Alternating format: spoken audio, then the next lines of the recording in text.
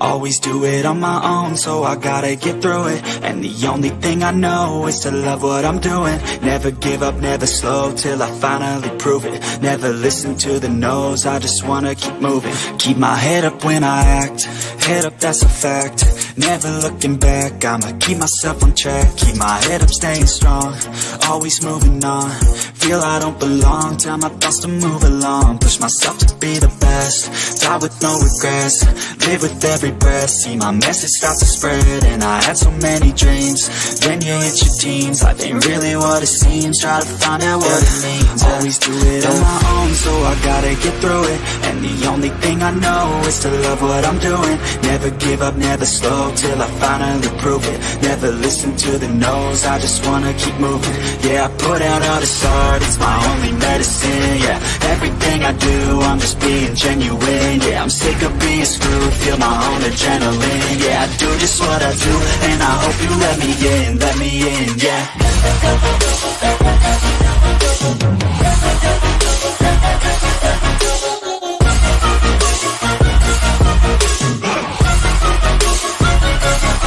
I'm grateful, oh yeah, able, oh yeah, I'm stable, oh yeah, no label, oh yeah, you know me, I have only a past, I'm lonely, but damn, I'm going to win. I don't want no fake love, I want the real stuff. Everybody listen up, cause I'll only say it once. I'm gonna show you all the path, if you want it bad. I'm gonna show you where it's at, yeah, how you can get it back. Yeah, cause I ain't never done, I'll be number one.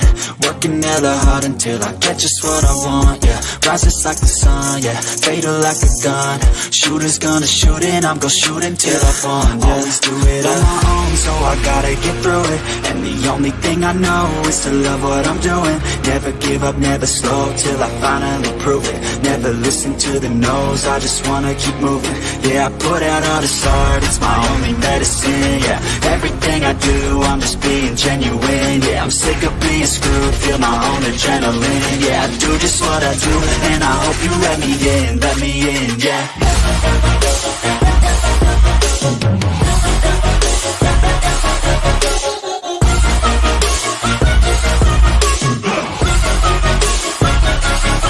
I'm grateful, oh yeah, able, oh yeah, I'm stable, oh yeah, no label, oh yeah, you know me, I have only a past, I'm lonely, but damn, I'm going to win, yeah. Hey everybody, how are you? So thanks for being here on such short notice. There is a press conference scheduled. I believe it was supposed to start at 6:30. They are still waiting for it to begin. So while we're waiting, I do have a video that I'm going to show just as an update. I've been watching all kinds of stuff today once I got home from work, and it's still super sad. Hey, K-Braze, good to see you.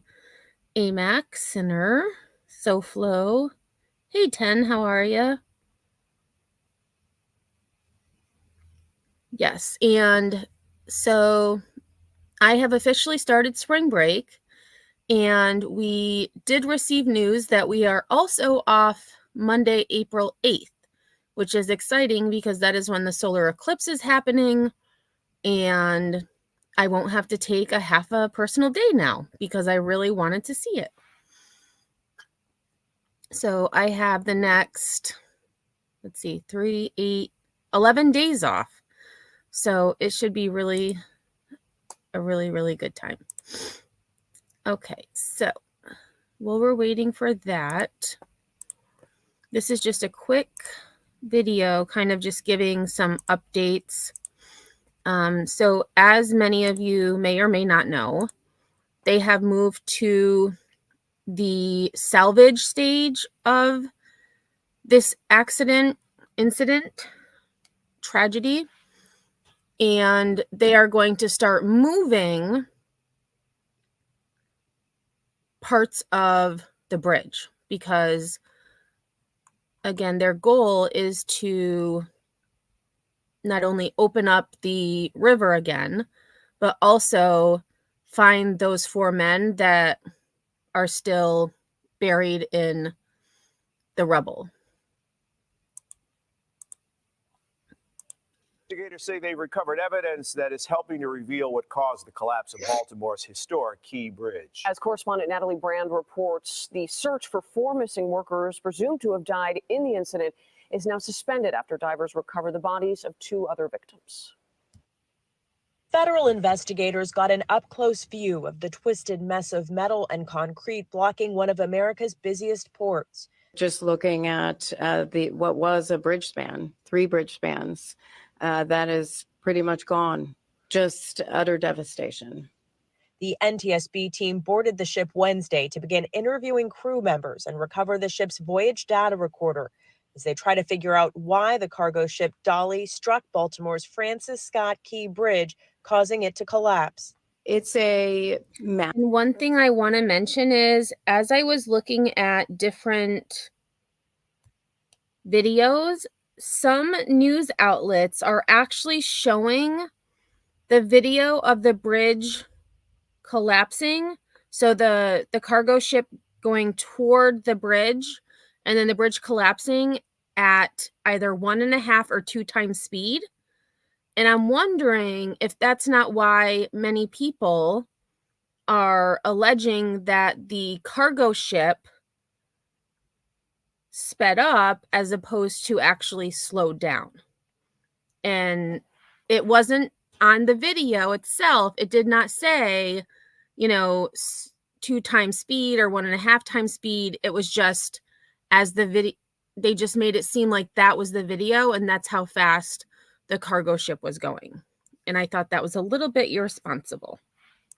Massive undertaking for an investigation. The NTSB said the Dolly held 56 containers of hazardous material. That's more than 760 tons. Some of those containers were sheared open, leaving a sheen on the water. There is no threat to the public from the hazardous materials on board. The Port of Baltimore, which is the nation's top hub for vehicles, remains closed, impacting thousands of workers.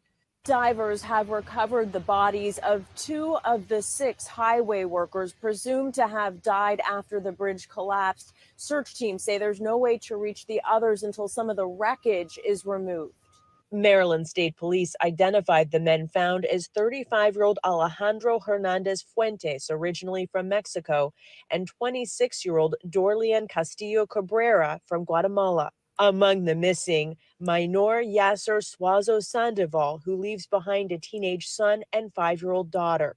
Eso fue un golpe duro para toda la familia. His eldest brother said their family is in tremendous agony. The Navy is sending barges with cranes to help clear the scene, and the Army Corps of Engineers and Coast Guard also have more resources on the way. Natalie Brand, CBS News, Baltimore. And that is perfect timing because We're getting new information this afternoon. the press conference, give me one second, has started. So we're just about a minute behind, but let's take a listen.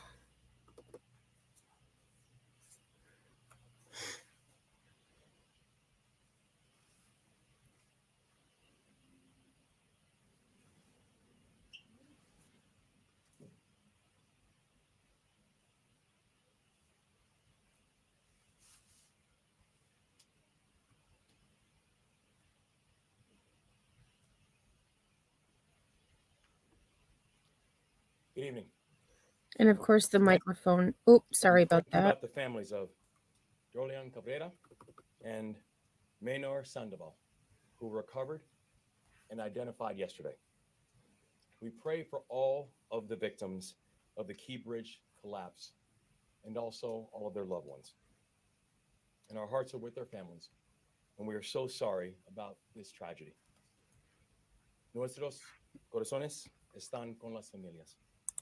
Lamentamos mucho esta tragedia. And before I walk through our progress today, I want to provide a breaking update that we just received in the last few hours. This morning, we submitted an initial $60 million request Wow. to the Biden-Harris administration for initial mobilization, operations, and debris recovery efforts.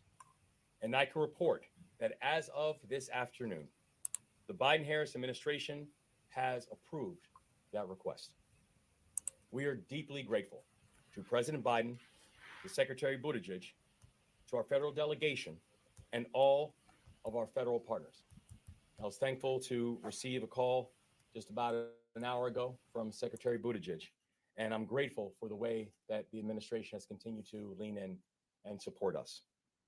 And I recently had a chance to thank them all personally for the continued work. And this evening, I'm also thinking about the first responders and the emergency professionals who have been with us every step of the way. This afternoon, our team was at Camden Yards for opening day, where we met with first responders and their families who joined us for the game. And we spoke with 3 members of the Maryland Transportation Authority Police: Sergeant Paul Pastorek, Corporal Jeremy Herbert, and Officer Gary Kurtz. They saved lives this week, and they are true heroes. We had a chance to speak about not just the lives that they saved by being able to halt traffic just as the bridge was collapsing, but also the unimaginable reality that even after the bridge had collapsed, had that traffic not been stopped in the darkness, cars would have continued to come. So the life-saving work that they did cannot be overstated, and our gratefulness is everlasting. Earlier today, we also visited the R. Adams Cowley Shock Trauma Center. And as you know, one of the survivors of this tragedy was treated there. The folks at Shock Trauma, they are our angels. And I want to thank all of our emergency personnel, to include the United States Coast Guard, the Maryland State Police, the Maryland Transportation Authority and the MDTA Police, Natural Resources Police, Baltimore City Fire, and police departments in Baltimore City, Prince George's County, Anne Arundel County, and also Baltimore County. And I also want to thank people who have been reaching out from all across the country and all across the world. And this evening, I want to give a few special thank yous. One to our members of the General Assembly in Maryland, who, as we're coming to the process of wrapping up another legislative session, have just been consistent partners throughout. And I know that any response that we have is going to be a collective one. But also, I want to give a special thanks to all the governors who have contacted me. I've heard from many chief executives, both past and present. I have heard from governors who are both Democrats and Republicans, governors from big states and little states. They've shared their support and they share their counsel. And they've reminded me that in this moment, Maryland is not alone. At this point in the recovery, we are moving at full speed on a number of key priorities. And I've issued 4 directives to this team. The first, we need to continue to focus on recovery, because it is our obligation to bring a sense of closure to these families. The second, we need to clear the channel and open vessel traffic to the port, because the health of the Maryland economy and the national economy depends on it. Third, we need to take care of all the people who have been affected by this crisis. And that means the families, that means the workers, that means the businesses, that means the first responders, that means everybody. And in the military, I know I was taught something. And one of the things we were taught is you always take care of your people. And we are going to make sure that in this moment, we take care of our people. And fourth, we need to rebuild the Francis Scott Key Bridge. Going forward, you can expect regular updates on each of these 4 directives, but I want to be clear. This work will not take hours. This work will not take days. This work will not just take weeks. We have a very long road ahead of us. We understand that, and we're prepared. And yesterday morning, our team and members of the federal delegation traveled to the site of the collapse on a Coast Guard cutter. You've had a chance to see the wreckage from far away. Yesterday, we had a chance to see it up close. And when you have a chance to see that wreckage up close, you fully understand the enormity of the challenge. This is an incredibly complex job, and our timeline will be long. And all of us can remember when the container ship that got stuck in the Suez Canal a few years ago, when that happened. It's important to remember that it took 5 weeks to dislodge that ship. Well, if you think about what the dolly is, the dolly is almost as long as the Eiffel Tower. And the dolly has the key bridge on top of it. We're talking 3,000 to 4,000 tons of steel that's sitting on top of that ship. So we've got work to do, but we're moving. So first, on recovery, the best evidence we have at this time suggests that to advance our recovery efforts, we need to do more work in order to clear the channel. As of last night, the Maryland State Police have suspended diving operations due to security concerns, and further engineering analysis is ongoing to determine our next steps to bring closure to the families and set the course for salvage operations. As of this morning, I also received a briefing from the Unified Command on the extraordinary conditions our divers are working under. What our divers are seeing right now is that water is so dark and the debris is so dense that in most instances, our divers cannot see any more than a foot or two in front of them. So much of the operation is simply feel. These divers have been methodical, they've been disciplined, they have been courageous, diving in darkness with objects all around them. And so to all of our divers, I want to let them know that we are grateful for their service. Second, on clearing the channel and opening the vessel traffic to the port, I've said it before, I will say it again, and I will keep on saying it. This is not just about Maryland. This is about the nation's economy. The port handles more cars and more farm equipment than any other port in America. And at least 8,000 workers on the docks have jobs that have been directly affected by this collapse.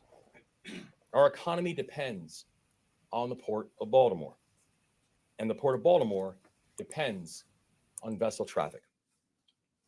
Yesterday, we were briefed by the commander of the U.S. Army Corps of Engineers for the Baltimore District, and she laid out her team's efforts with the U.S. Navy to mobilize major resources from around the country at record speed to clear the channel. Under the leadership of Colonel Pinchason, the Army Corps is moving the largest crane in the eastern seaboard to Baltimore to help us. It is estimated that that will arrive later on this evening. And third, taking care of our people. I want to provide 2 updates. The first, the Maryland Department of Labor now has established a hotline for unemployment insurance for workers affected by the collapse. The number on that hotline is this: 667-930-5989. I will say it one more time: 667-930-5989. I've also appointed an administration liaison to work with the families of the victims in their time of need and letting them know we are going to be here for them and with them. And I want to thank the leaders and organizations that have stepped up in order to help these families as well. Fourth, on rebuilding. We cannot rebuild the bridge until we have cleared the debris. We are working closely with our partners to marshal the funds to move forward on that build so we can be ready when we reach that point of the work. And I want to end by assuring the people of Maryland that this work is moving together at a full clip. And this work is moving forward together. The best minds in the world are here right now in Baltimore. They are working on this project in a methodical and a rigorous way, and we are continuing to work with leaders in the community to provide the support to the families and all of those affected. To the people of this state, I say we are going to get through this because we are Maryland tough and we are Baltimore strong. And in this moment, before I hand it off to the U.S. Coast Guard, I want to say we're also here joined by the Maryland State Police, the U.S. Army Corps of Engineers, the Maryland Department of Transportation, Senator Ben Cardin, Senator Chris Van Hollen, Congressman Kwesi Mfume, a representative from the Federal Highway Administration, County Executive Johnny Olszewski, the Mayor of Baltimore City, Brandon Scott. And I'm grateful for all the partnership that they have all shown in this time of need. So now I will hand it off to the Coast Guard and a briefing by Rear Admiral Gilreath. Admiral. Thank you, Governor. Thank you. Good evening. I'm here representing the Unified Command tonight. My name is Rear Admiral Shannon Gilreath, but the people that you see to my right, they are people that make up that Unified Command. They are some of the key leaders in that Unified Command, and they are making a difference in helping us accomplish our number one priority, which is to reopen the Port of Baltimore. We're going to do that in some steps. Step one of that is we're going to clear the debris from the channel. Step two is we're going to remove the vessel. And step three is remove the rest of the bridge debris from the waterway. And we've got the cranes on their way to help us do that. But before we can actually engage in lifting, we've got to complete the assessment process of the bridge and the pieces of the bridge that are in the water so that we can figure out how to cut the bridge into the right size pieces so that we can actually lift them with the crane. And we are doing those assessments right now with underwater surveys, with engineering teams back in the Unified Command, with our Army Corps of Engineers, with our Navy SUPSALV, with Coast Guard, with all of our partners that you see up here. That is our number one priority, is to reopen the Port of Baltimore as fast as we can and do it safely.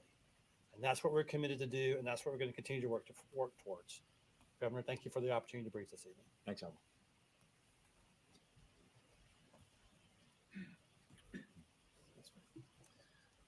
Good evening again. Paul Wiedefeld, Secretary of Transportation. First, again, I also want to echo the governor's thanks to the Biden administration, U.S. Department of Transportation, excuse me, and our delegation for receiving those dollars, that's $60 million today, within hours of, in effect, asking for those.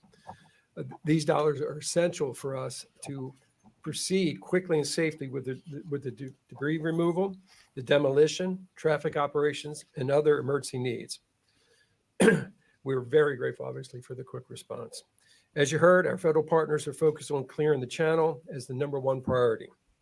MDOT's focus is also in that area, but also we have to do other things.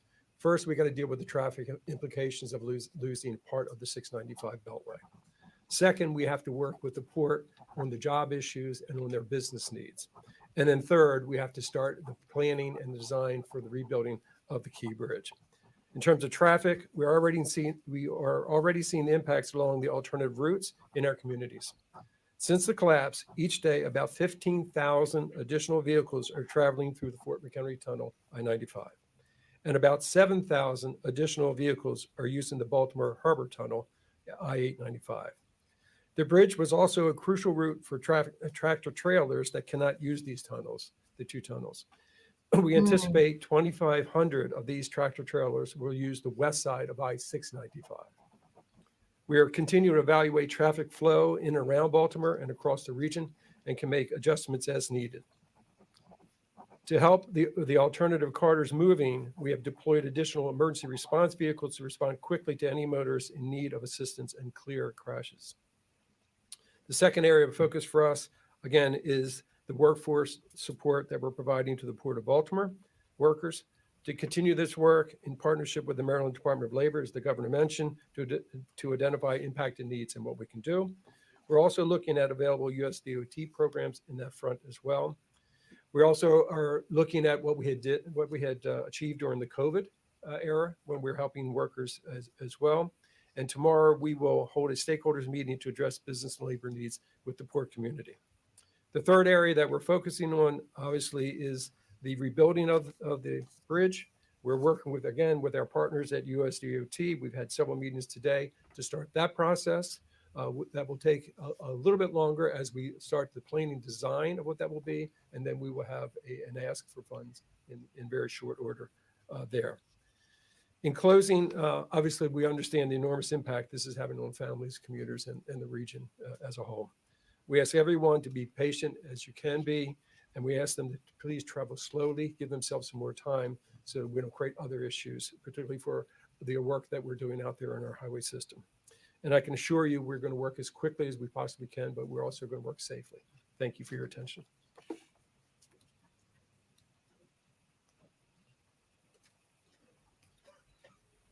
Senator Ben Cardin, I want to join all that are here with our prayers and condolences to the victims and their families. Our hearts go out to you, and our thanks to the first responders who literally saved lives and are working every day to get the port open and to get this bridge rebuilt as quickly as possible. Governor, I want you to know your federal delegation is with you. We thank the Biden administration for the quick action in regards to the emergency funding. We are pledged to work with you for any action that's necessary from Congress to make sure that you have the support you need to get that port open as quickly as possible, the channel open, and to get the bridge replaced with the type of bridge that we need to meet the current needs. We are committed to working with you. Our top priority right now is to get the channel open because we recognize the economic impact that it has. I want to just underscore the point that we recognize that people are going to be disadvantaged and hurt by this transaction. We want to do everything we can to help.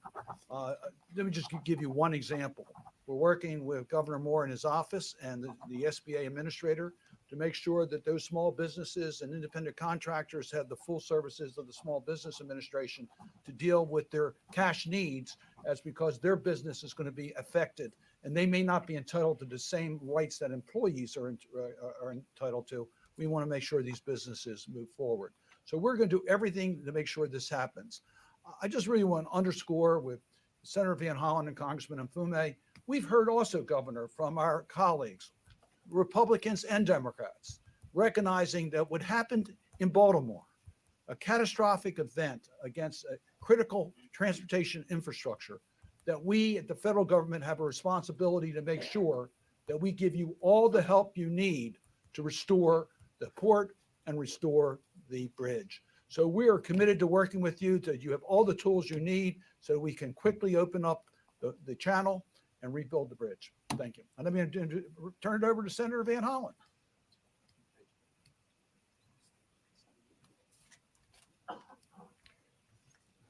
I want to start where the governor did and where Senator Cardin and others have. Our thoughts are with the families of the 6 construction workers who died.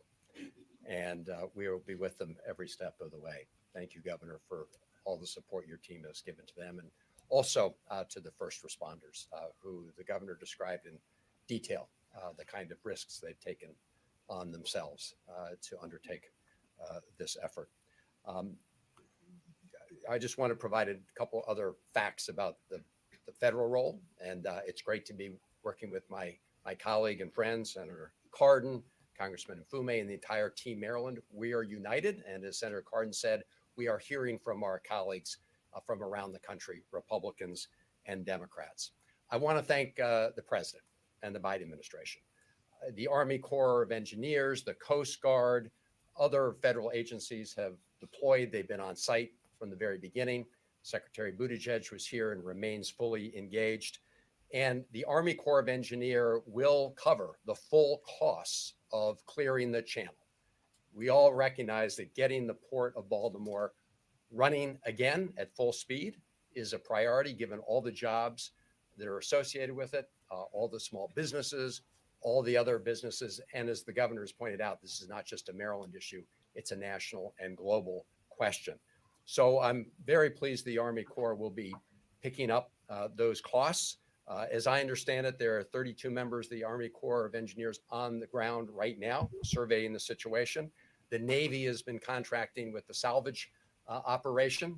There are 38 contractors under the Navy's oversight with respect to that. So this is happening right now. And as the governor said, we've got one of the big lifts, cranes coming. I think it's a 1,000-ton crane coming around midnight and another 400-ton crane coming Saturday for the operations to clear the channel. A word about the quick action that the governor and the secretary and others took to get the application in for the federal emergency relief program. This is a federal program designed for this kind of emergency. And as you heard, they've already been authorized for the $60 million from the federal government to cover all the costs of dealing with the surrounding traffic and issues that have come up since the bridge right now, of course, is collapsed and is on top of the ship. Importantly, that emergency relief program is also what will cover the lion's share of the costs of rebuilding the bridge. And the Department of Transportation also found the state eligible for that program today. So they authorized 60 million, but they have found the state eligible for the emergency relief funds, which will help cover the lion's share of the costs of reconstructing the Key Bridge. And Senator Cardin and I, working with the president, working with the governor and others, will be introducing legislation to cover the remainder that is not already covered under the emergency relief program. So we are here together as Team Maryland. I want to thank everybody who's been part of this effort. Governor, thank you again for bringing us all together. To the mayor and the county executive, thank you all for your leadership, and to the members of the General Assembly who are here. Again, the families remain in our prayers. We were going to get this done for the state of Maryland. And let me now turn it over to you. Congressman Mfume.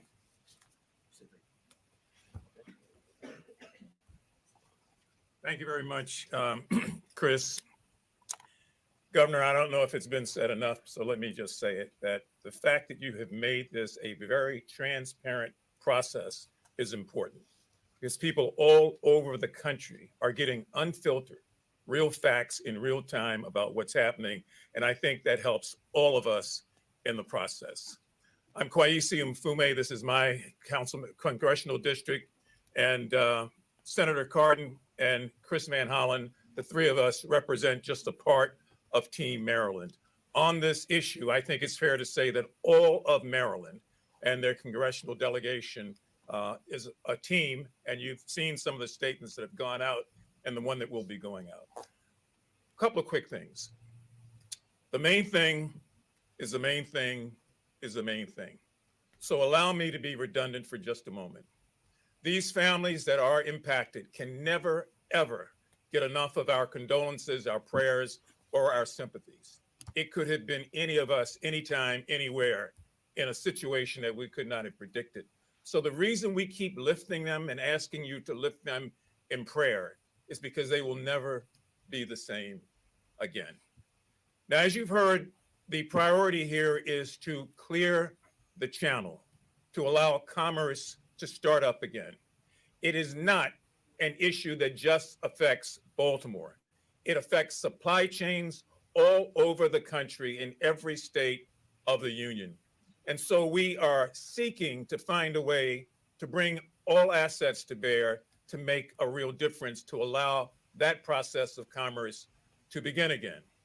Are there secondary matters? Yes. We're talking about the third largest estuary in the world and the first and largest estuary here in America, the Chesapeake Bay. It's a channel that's important for so many different reasons, whether it's aquatic life or anything else. We want to again say, as the governor and others have said, that these divers are putting themselves at great risk, but they continue to dive. We understand that there were hazmat materials in several of the containers. We're concerned about what happens if that gets into the bay. And we are concerned also that if for no other reason, people look at this as an American tragedy, not a tragedy just for this region. I've been in touch with the Speaker's office today. I expect that Speaker Johnson and I will talk at some point tomorrow morning, because one of the things that's important here for me on the other side of the aisle is to make sure that I say to my colleagues who are across the aisle that this cannot and ought not be a partisan issue. And I've seen some of the comments that have come about and some of the things that are being said. Please resist that. Democrats and Republicans have to find a way to work together on this. Otherwise, we will never get through it, and we will never decide the kind of future that we want, so that things like this are met with in the right way and dealt with in the right way. So my plea is to end any potential partisanship here and to find a way as Americans all over this country to work together. There will be insurance claims, yes. Money will be returned, yes. But in the process, we've got to move swiftly to clear the channel. And thank you, Governor. I want to thank the mayor, the county executive, all the other persons who have been involved. The Commandant of the Coast Guard will be here tomorrow, and I suspect we'll get even more information. Thank you very much.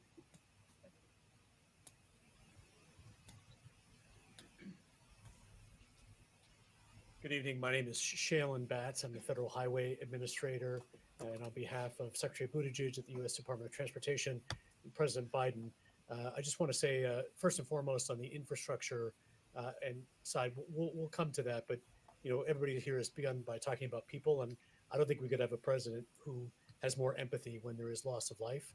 And I think that has been communicated clearly that for the workers who lost their lives, I think the president has deep and abiding concern, and also for the workers who are being impacted by the closure of the port.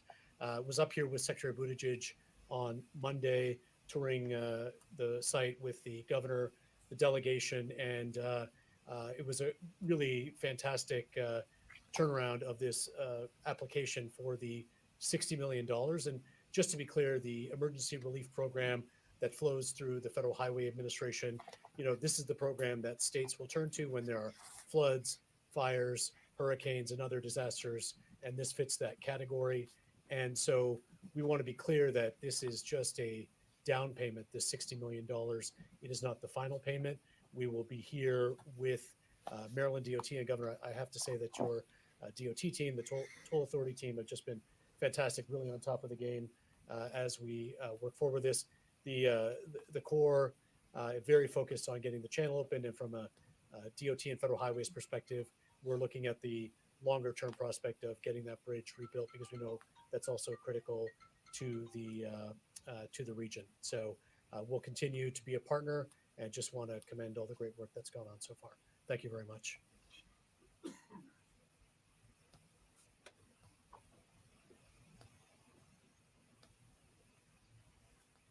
Good evening, Baltimore County Executive Johnny Olszewski, and these are truly unprecedented, trying times. In the midst of dealing with unspeakable tragedy, we're also trying to then also move forward with a road to recovery and resiliency, and to have leadership in this space led by our governor, but to have leadership at all levels stepping forward in this moment is truly heartwarming. I know people are feeling this very deeply in a very personal way, including the families who have lost their loved ones. We know that the majority of those who were impacted and lost in this tragedy were Baltimore County residents. And I want to just assure that in addition to all other resources, Baltimore County will be there to provide everything that we can to those families who have been impacted by this horrific tragedy. I want to thank President Biden, Secretary Buttigieg, and the governor for their prompt and swift action on this application. I think the swift approval speaks volumes just to how serious our partners take the work ahead of us. It is making good on the president's commitment that all federal resources necessary will be marshaled to move forward on clearing the channel and rebuilding the bridge. And as we speak to the family, and I had the opportunity to do that yesterday, as we talk to port workers and impacted businesses, we know that certainty and that clarity is so important. And so to the families affected, you are not just in our prayers. To our dock workers, you are not just in our prayers. We are seeing action in the immediate aftermath of this tragedy. And I just want to again echo the governor's call to thank our first responders who continue to this day, at this moment, to be out there actively working for and on behalf of our residents. It is a privilege and honor to serve alongside you, Governor, and the incredible representatives who will continue, not just this day, but in the days ahead, to make sure we move forward together. Thank you.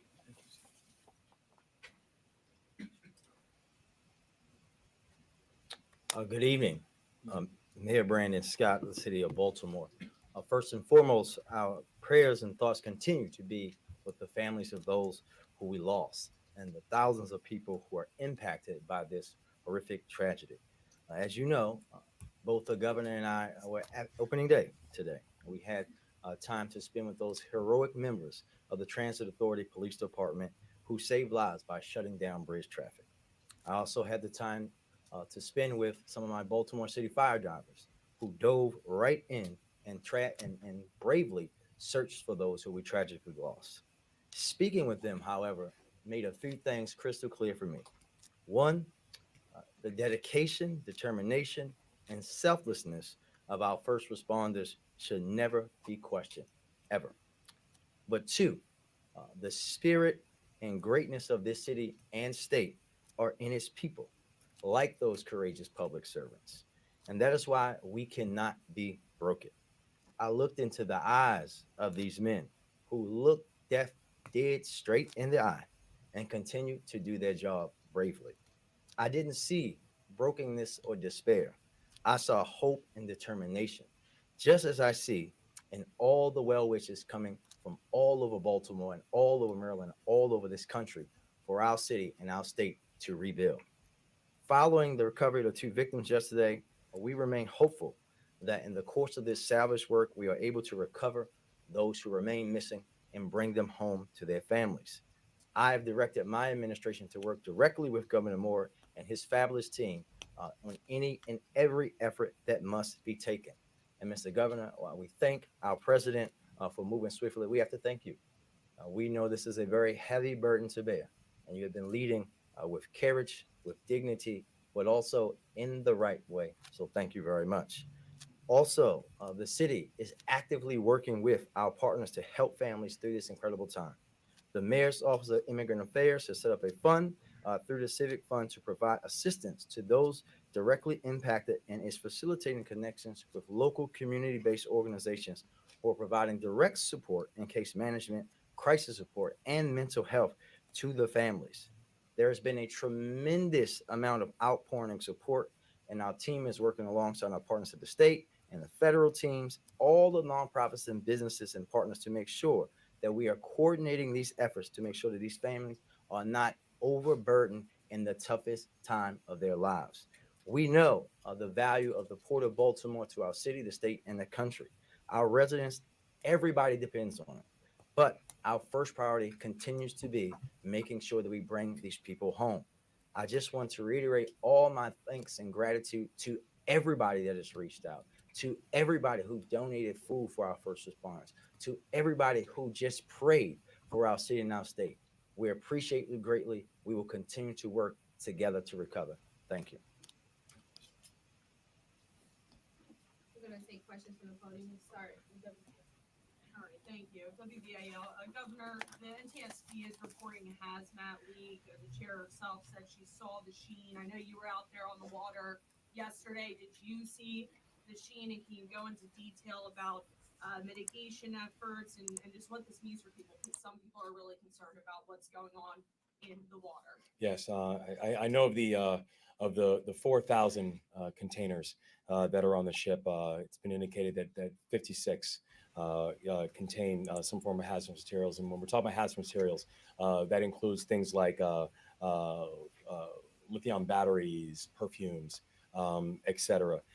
We know that as of right now, already deployed, there have been over 2,400 feet of boom, which has been there to be able to contain any of the leaks of pollution. Then the thing we can say is that there is no risk to the people, and we ensure that both for the first responders who are operating, but also for the people inside of the area. We know the NTSB is going to continue doing their investigations, but of the 4,000 containers, it's been 56 that have shown some type of hazard. Did you see the sheen when you were out there? Did you see it on the water? I personally did not. All right, well, okay, fast track. So, Governor, my question is about the families. Have you had a chance to meet with all 6 families of the construction workers? And I know you said you visited the hospital today. You met with the survivor, but that other person who survived, who we're hearing declined medical treatment, have you met with that individual as well? If those reports are true. So the people who we met with today at Shock Trauma were actually the physicians and nurses and doctors and medical personnel who were there on site that night to treat the individuals. And so I just spent some time with them just to say thank you for their work. I did have a chance to speak with one of the survivors prior, but that was 2 days ago that I had a chance to speak with him. And I did have a chance to speak with a room full of family members of the victims. And that was when I had a chance to both share time with them and also pray with them and for them. It's just a follow-up to that fund. I don't know if Mayor Scott can answer that. People who do want to donate to the families, is it that fund they should donate to? Because now we're seeing a bunch of GoFundMes and things pop up. People who do want to help out these families. Yes, I would point them to the Mayor's Office of Immigrant Affairs and that fund, because we know that that one is working with the families and organizations that will be working directly with them. W. White here, Baltimore Public Media.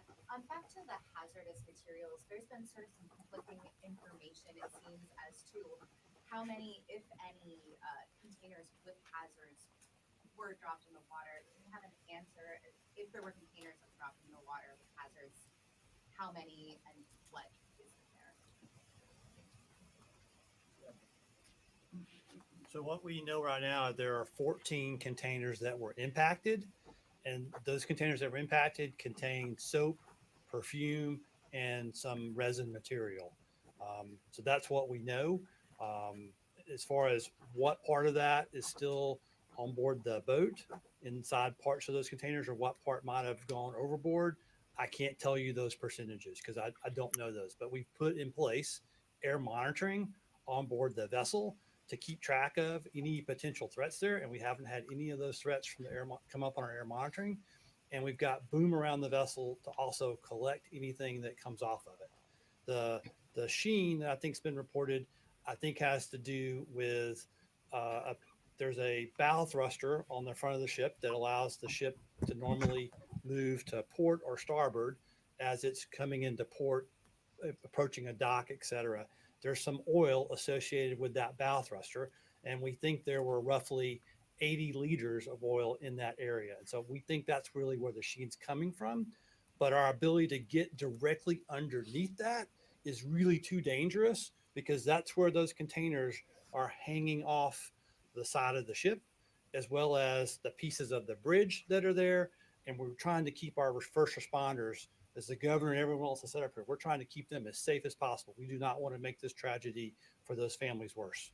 Sorry, just impacted. Like what? Impacted is everything from the bridge falling on them and they're potentially cracked open the container to more serious damage to the container, and they're in different stages of that when you look at it. All right, thanks, sir. I have a question about the bridge itself. Have there were stronger protective systems around the pier? Could the collapse have been avoided? Do we know that yet? We know that NTSB is conducting a thorough investigation into what happened, and I think it's still early days of the investigation. So we would not want to speculate as to what could have or should have been preventative. The thing that we know is that we are going to and will continue to focus on making sure that our infrastructure in our state is safe. But I know in that specific incident, NTSB is still in the early stage of their investigation. COP. COP, please. Go ahead.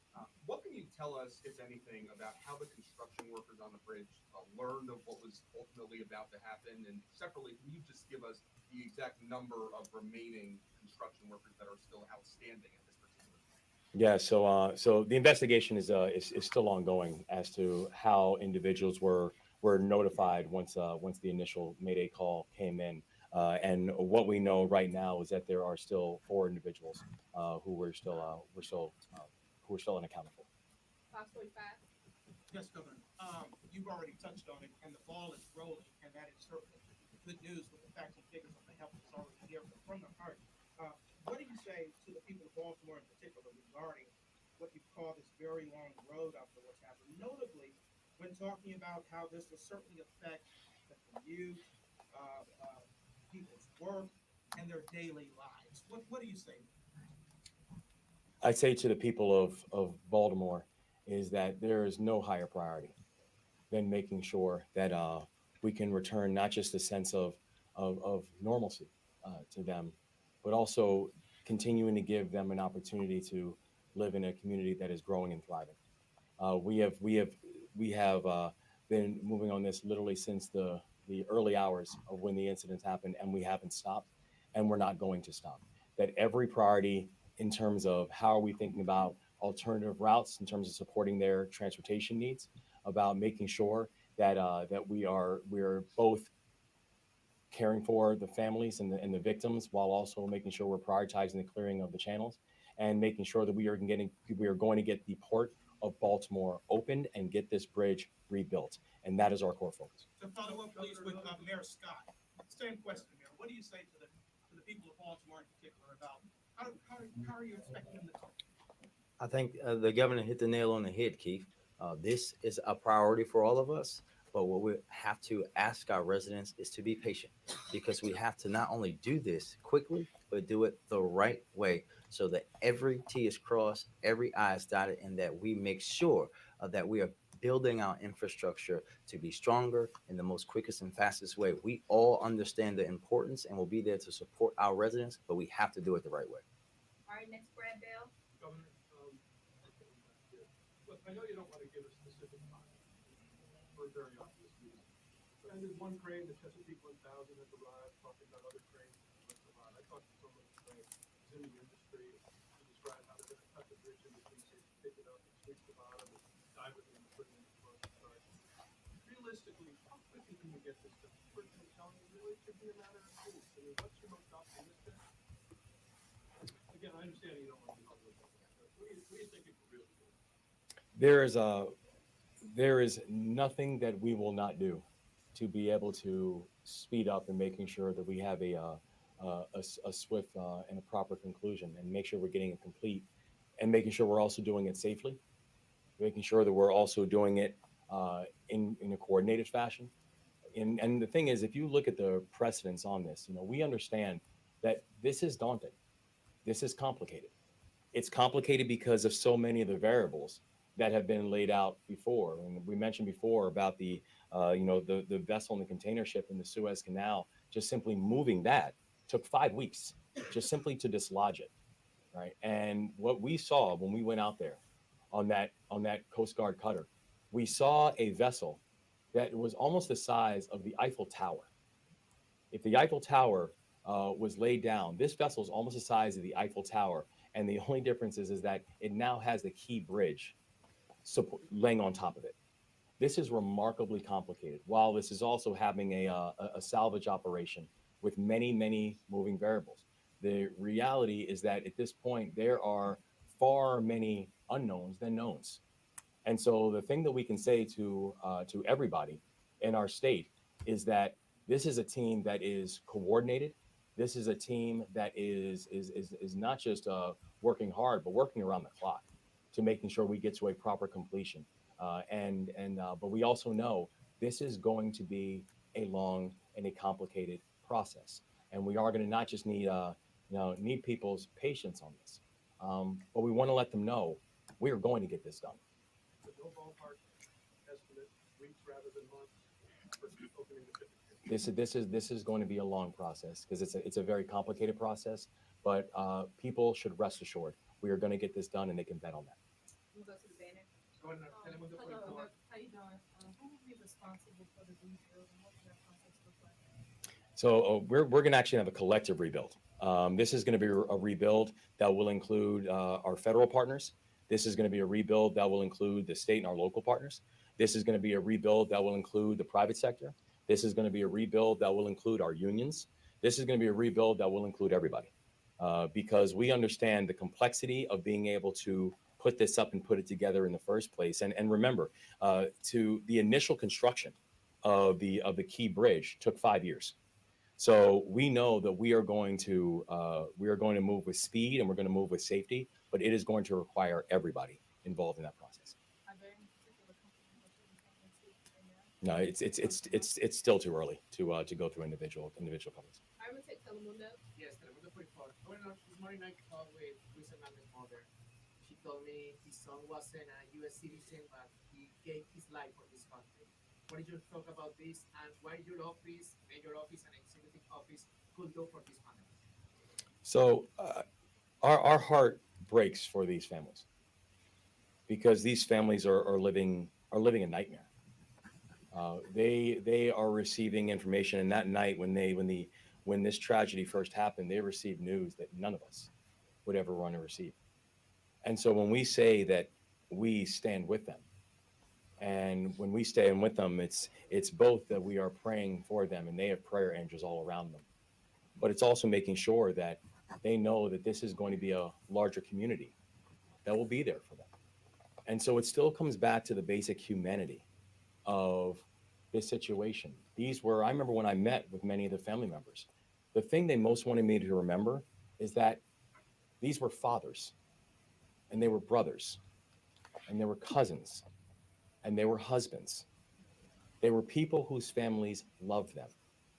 And I can tell you, as the son of an immigrant myself, I know my partner in the work, our lieutenant governor, is the first immigrant ever elected to statewide elected office in our state's history.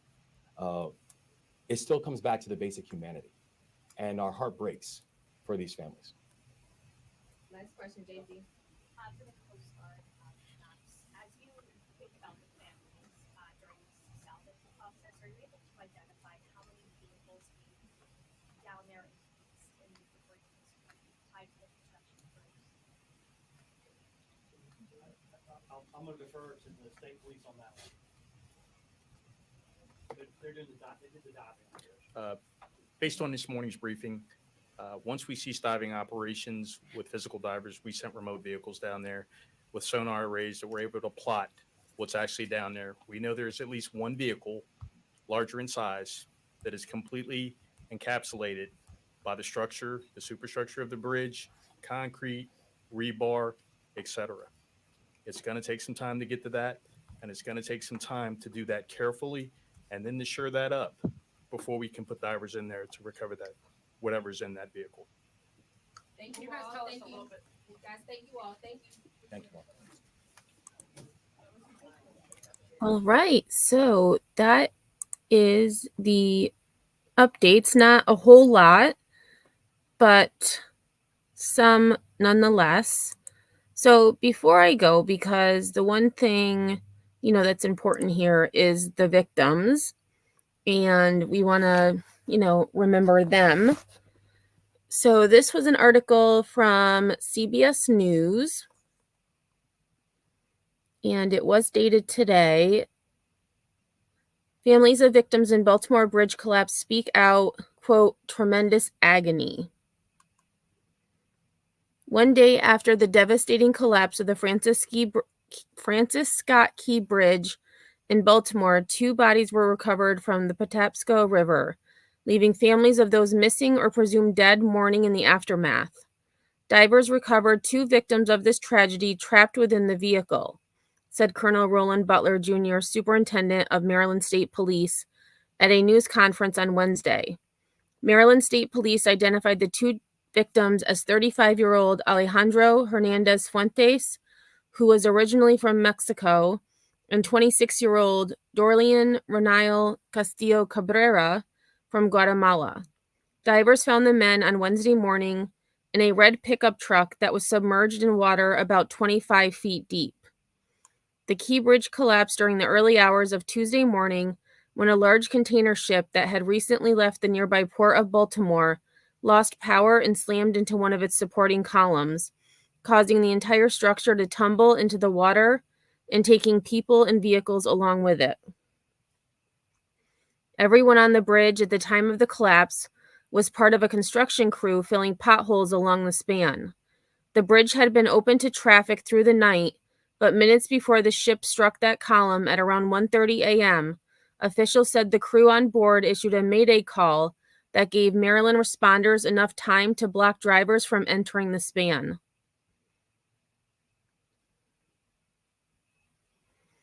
Ahead of the collapse, police can be heard on scanner traffic discussing the possibility of construction workers on the bridge. If there is a crew up there, you might want to notify whoever the foreman is and see if we can get them off the bridge temporarily, says the dispatcher in audio from a Maryland Transportation Authority police channel, which was shared on the website Broadcastify. 2 people were rescued from the river shortly after the collapse. One was unharmed, while the other was hospitalized with injuries and later released. The bodies recovered Wednesday were only 2 of 6 people missing. After reviewing sonar scans, officials say they firmly believe the 4 whose bodies have not yet been found are likely trapped inside vehicles encased in rubble underwater, conditions too dangerous to dive in. Among those still missing is Miguel Luna, a father of 3 who came to the United States 19 years ago from El Salvador in search of a better life. The 40-year-old left for work at 6:30 p.m. on Monday evening. He's supposed to come home in the He's supposed to come in the morning back home and never come, said Gustavo Torres, the executive director of CASA, a nonprofit human rights organization that advocates for immigrant communities. Menor Yasir Suazo Sandoval, another missing worker, was days away from celebrating his 35th birthday when the bridge collapsed. Described as the light of his family, Sandoval leaves behind a teenage son and 5-year-old daughter.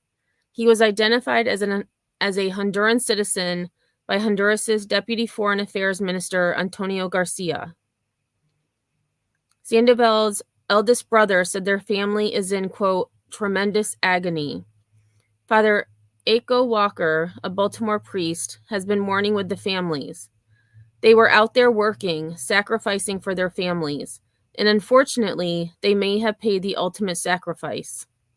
Moises Diaz, a 45-year-old construction worker for Bronner Builders, told CBS News he was slated to work but had swapped shifts. He knew all of the victims, and his mourning colleagues, he says, were like family. We shared food, we shared everything. Immigrants make up nearly 40% of construction workers in the Baltimore and Washington, D.C. metro areas. Local officials and worker advocates who have been speaking to CBS News on the ground point out that it is likely the same community will be relied upon to rebuild the key bridge.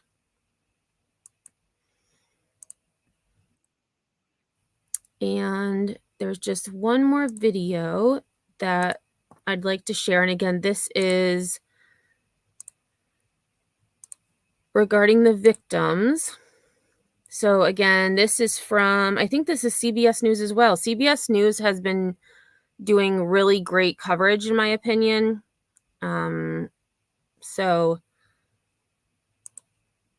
Learning new details about the victims of this tragedy, 6 construction workers who were all pursuing the American dream. CBS's Nicole Skanga spoke with a local pastor who knows the families. A Baltimore City landmark, now a personal tragedy. These were fathers, and these were sons, and these were husbands, and these were people who their families relied on. We've determined the countries of origin of those that are presumed deceased to be Mexico, Guatemala, El Salvador, and Honduras. Miguel Luna, a father of 3, was originally from El Salvador. The 40-year-old left for work at 6:30 p.m. to fill potholes on the Key Bridge. He's supposed to come in the morning back home and never come.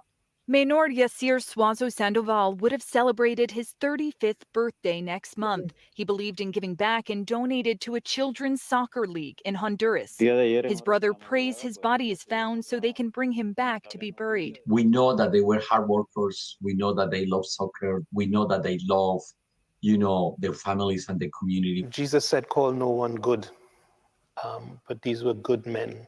Father Walker has been mourning alongside families. My advocacy is that we don't abandon these families, that we come together as a Baltimore community. A community these men loved. This bridge was a symbol of America. We feel so proud that they trust us to rebuild, to repair this beautiful bridge that have a huge history in our nation. And that is an example of our contribution. Tuesday's bridge collapse marks the second time in 1 year construction workers were killed on the job along the same highway in the city of Baltimore. Last March, 6 highway workers were struck fatally by a speeding car. Oh my Nora, God. Nicole Skanga, thank you. Gosh, that's terrible. That's terrible. So there we go. So I will definitely be keeping an eye on this story. I'm glad that I am now on break, so I will be able to go live more often.